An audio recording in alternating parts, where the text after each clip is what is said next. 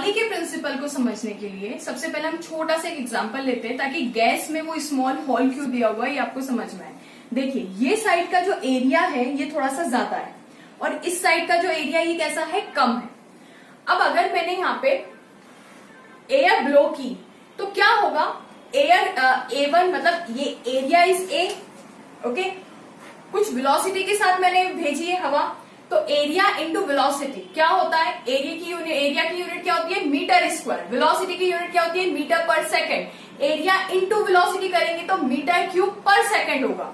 Metre cube का मतलब क्या है, वॉल्यूम पर सेकेंड, मतलब एक सेकंड में कितना वॉल्यूम गया, A इंटू V का सिंपल सा ये मीनिंग है। तो अब मुझे आप बताइए कि इसका एरिया ज्यादा है, अगर मैं यहाँ पे हवा को ब्लो करती हूँ तो क्या होगा, यहाँ पे क्या चीज होगी, एरिया ज्यादा और यहाँ पे एरिया कम है। देखिए इस होल का एरिया कम है लेकिन वॉल्यूम तो जितनी हवा में अभी यहाँ पे पास कर रही है उतनी हवा यहाँ पे निकलना भी कंपलसरी है।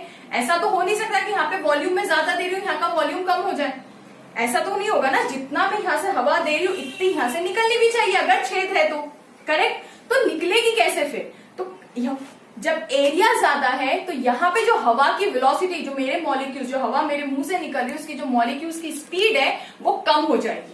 यानी यहाँ का एरिया बड़ा है तो वेलोसिटी कम। और ये डेली लाइफ में आपने देखा होगा कि जब पाइप का मुंह चौड़ा होता है तो उसकी वेलोसिटी कम होती है, पानी ऐसे ऐसे गिरता है।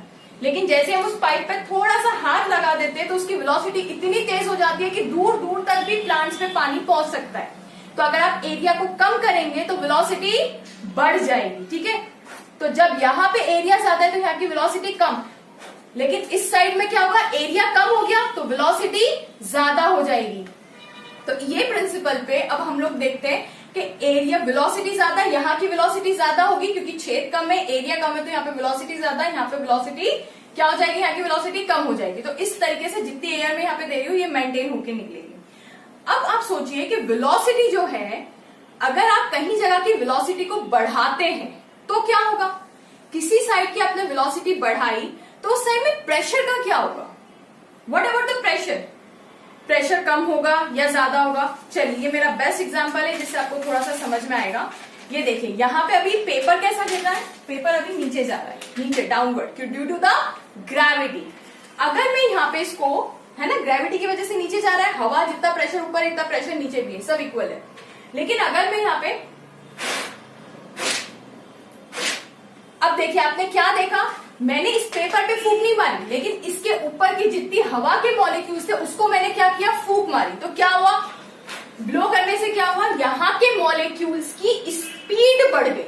तो अब जब यहाँ के मॉलिक्यूल्स की स्पीड बढ़ेगी तो प्रेशर कम हो जाएगा ऊपर की साइड, ऊपर की साइड प्रेशर कम, नीचे की साइड तो मैंने फूंक मारी नहीं है, इसका मतलब नीचे के मॉलिक्यूल्स तो अभी भी वही है, वही का वही है, उनका प्रेशर तो अभी भी 1 atm इतना ही लगना चाहिए। तो नीचे का प्रेशर ज्यादा हो गया, वेलोसिटी बढ़ाने से ऊपर का प्रेशर कम और नीचे का प्रेशर क्या है, ज्यादा है, क्योंकि मैंने नीचे फूंक नहीं मारी। तो नीचे का प्रेशर ज्यादा तो कागज उठना चाहिए, तो कागज उठ गया, ग्रेविटी के अगेंस्ट भी उठ गया। अब दूसरा एग्जांपल लीजिए, इसका मतलब हमने क्या सीखा, बर्नौलीज के थ्योरम पे हम आ रहे हैं उस पॉइंट पे भी, लेकिन हमने क्या सीखा कि जब आप वेलोसिटी को बढ़ा देते हैं ना तो प्रेशर उस जगह का कम हो जाता है। बेस्ट एग्जांपल हम सब ने ऑब्जर्व किया हुआ है ट्रेन का।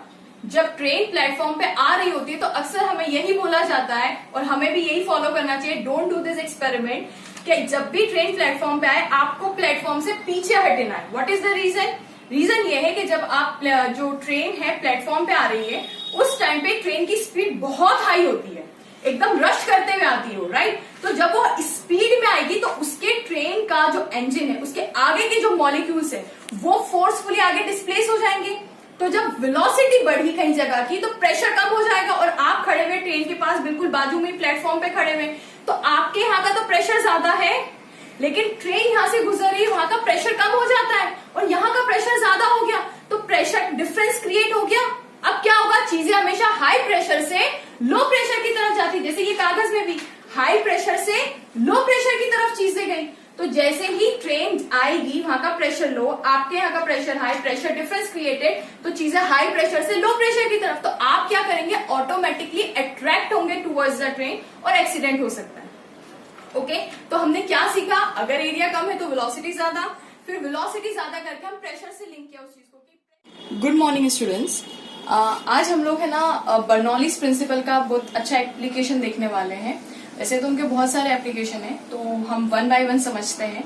सबसे पहले तो ये वाला देखिए, हमारा गैस, इसमें कैसे बर्नौली का प्रिंसिपल यूज हो रहा है। लुक, ये जो यहाँ पे क्या है, बर्नर है, करेक्ट। अब किसी भी चीज को जलाने के लिए 3 चीजों की रिक्वायरमेंट होती है। सबसे पहले तो कोई सोर्स होना चाहिए। सोर्स का मतलब कि क्या ऐसी चीज है जिससे वो आग जल जाएगी।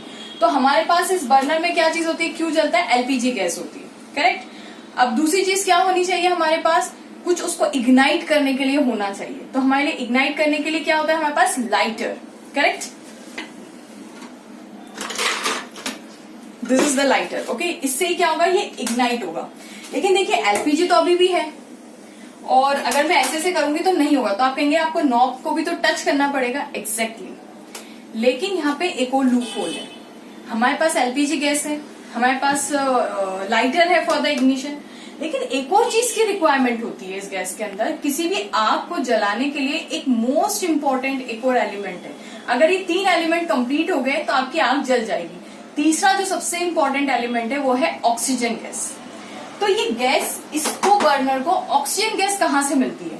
द क्वेश्चन इज कि पूरी पाइपलाइन जा रही है, जो हमारे पास एलपीजी गैस है उसके अंदर तो ऑक्सीजन नहीं होगी ना, ऑफकोर्स नहीं होगी। लिक्विफाइड पेट्रोलियम गैस है वो तो पाइप से जो गैस आ रही है, यानी जो हमारी लिक्विफाइड पेट्रोलियम गैस पाइप के थ्रू आ रही है, उसमें कहीं से कहीं तक ऑक्सीजन नहीं है ना, छेद वेद नहीं होते। लेकिन यहां तक आते आते फिर ये कैसे आग जल जाती है, दिस इज द क्वेश्चन। तो देखिए हम यहाँ पे, अगर आप सब अपने गैस को, बर्नर को उठा के देखेंगे तो यहाँ पे देखिए, ये जो है ना, दिस वन, देखिए ये जो है हमारे पास, ये यहाँ से पाइपलाइन है हमारी, ये यहाँ से क्या आ रही है, देखिए ये गैस की सप्लाई हो रही है इसको। ये देखिए पाइपलाइन के थ्रू गैस की सप्लाई, ये देखिए यहाँ पे ये पूरा गैस सप्लाई होके और ये पाइप के थ्रू हमारे नॉब तक पहुंच रहा है। तो देखिए ये जो बीच में आपको छेद दिखाई दे रहे हैं, ये छेद, ये देखिए यहाँ पे भी ये छेद है ना। ये होल्स क्यों होते हैं इसके अंदर, और इन होल्स का शेप देखिए ऐसा है। ये मोटा है पाइप, ये पाइप मोटा है, और ये थोड़ा सा छोटा है, ठीक है, ये पतला है। तो हम इसके अब प्रिंसिपल को समझते हैं कि बर्नौलीज के प्रिंसिपल के थ्रू हम हमारा गैस कैसे जला सकते हैं। देखा कि उस वीडियो में क्या हुआ, गैस के यहाँ से थोड़ा सा ऐसे दबा हुआ है। देखिए यहाँ से तो पाइप चौड़ा था और यहाँ से भी पाइप चौड़ा था, लेकिन जो बीच का पाइप था वो ऐसे था, लेकिन खुला हुआ था, करेक्ट, थोड़ा खुला हुआ था। अब आप सोचिए, जब वो खुला हुआ है तो आपको नहीं लगता कि गैस रश कर रही है, आप आग लगा रहे हैं तो गैस को बाहर लीक हो जाना चाहिए।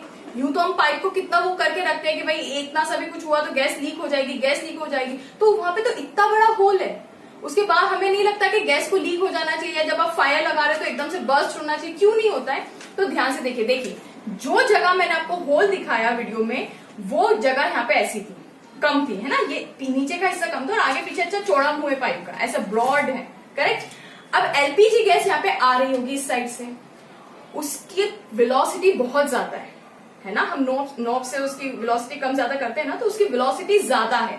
अब मैंने क्या बताया, वेलोसिटी ज्यादा तो प्रेशर कम। तो यहाँ पे आके प्रेशर क्या हो जाएगा, वेलोसिटी गैस की ज्यादा है, प्रेशर कम है, और यहाँ पे छेद है। मैंने क्या बताया था, तीसरा एलिमेंट हमें क्या चाहिए जो कि मोस्ट इंपॉर्टेंट है, वो है ऑक्सीजन। तो जैसे ही इस जगह का प्रेशर कम होता है तो बाहर का प्रेशर तो ज्यादा है और ऑक्सीजन भी है बाहर, राइट। तो हवा क्या करेगी, बाहर से अंदर, हाई प्रेशर बाहर, लो प्रेशर अंदर क्रिएट होगा। क्यों, क्योंकि एलपीजी गैस की स्पीड बहुत ज्यादा है, ज्यादा स्पीड प्रेशर कम हो जाएगा। तो इस वाले छेद का प्रेशर कम है एज कम्पेयर टू आउटसाइड। तो आउटसाइड से क्या होगा, प्रेशर हवा एकदम से सक करेगा, ये तो सक करेगा तो ऑक्सीजन भी आ जाएगी। ऑक्सीजन इसके अंदर जैसे ही इन्वॉल्व हुई, हमें तो चाहिए ही थी ऑक्सीजन, ताकि क्या हो, हम बर्निंग प्रोसेस को, जो हमारा काम है वो हम परफॉर्म कर सके। तो इस तरीके से बर्नौलीज का प्रिंसिपल यहाँ पे क्या हो रहा है, यूज हो रहा है।